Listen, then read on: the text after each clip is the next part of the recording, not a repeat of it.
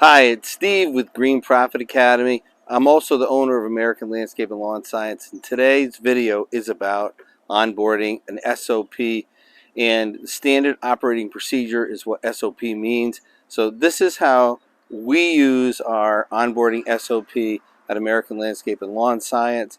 This is how we onboard our team, but also by having SOP, that means other people in the company can do the onboarding. It is not reliant or dependent on one particular individual. So if you're hiring people, you're bringing them on your team, we know statistics are showing the better the onboarding process, the longer people stay. So if you're doing a lot of training, educating to get your team up to speed, you want them to stay for a long time. So this video series is just sharing how I do it in my company. We're a multi-million-dollar lawn care application and what we do to keep that going. It just doesn't happen by itself. We have to be strategic, and this is part of our process. Like the video, subscribe. Thanks for watching. All right, Megan, thanks for sharing the onboarding steps with me in the list. And right now I'd like to discuss the SOP or standard operating procedure for the onboarding. Sure. So I came up with this standard operating procedure for onboarding process in case I am not here. Anybody else in the office can perform the onboarding. So we have a pre-onboarding. So I send an email to the new employee with information about where to park, necessary uniform requirements, making sure that they're bringing in their lunch, dress code for office, business casual. So, and then I let the employee know that they're going to be meeting with myself, or depending if I'm not here, they're going to be meeting with the bookkeeper to go over employment paperwork. So to make sure that they have their driver's license, their social security card and or birth certificate, passport to satisfy the I-9 requirements.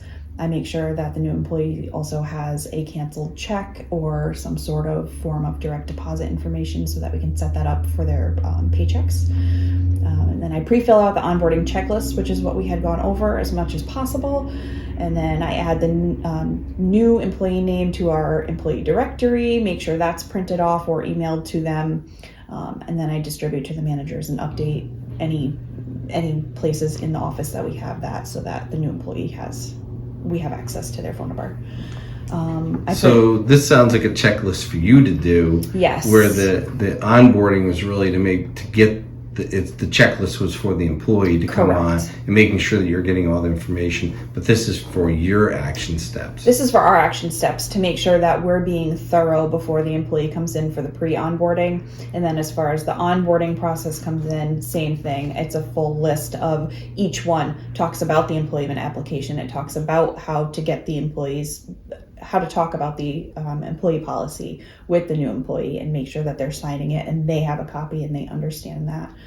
Same thing with our emergency contact, the non-disclosure agreement. So it gives more detail what the items are, where to find them. And then I also have a binder which has 5 pre-printed out onboarding packets full with, the pre-onboarding email, like a list of that. We have the tentative job offers and things like that for the employees. Make sure that those are emailed to them and they have them signed when they come in.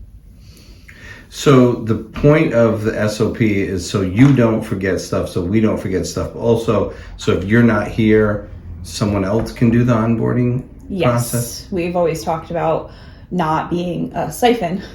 So it's not just one person who knows how to do something, not just one person has the knowledge, because if I'm not here, this is very thorough. And like I said, it tells you exactly where to find the things in our system. And we also have System Hub, which is an online system that we have this uploaded to. So in case our system goes down, we can go online and we can find the SOP there. Great. Yeah. And how has this been helpful to you and the team? I was forgetting things previous to this, so it's given me a much more thorough way to look through and to have a checklist so that I'm not forgetting it. I was forgetting to get their uniform sizes. I was forgetting to give them shirts at the end of the onboarding process. So I'm not forgetting that anymore. I'm making sure that, the immutable laws and the choice map are given to the employees, and we go over those as well, because people are seeing them around here. They don't know what they are. So on their first day, they know what they are. They might not know in depth, but they at least have an idea of what they are. So it's definitely given us a much better control of our onboarding process. Great. Well, thank you for sharing that. Thank you. That was my office manager, Megan, and she was talking about onboarding. We're going to have more videos on onboarding. We're going to have a lot more videos throughout the year.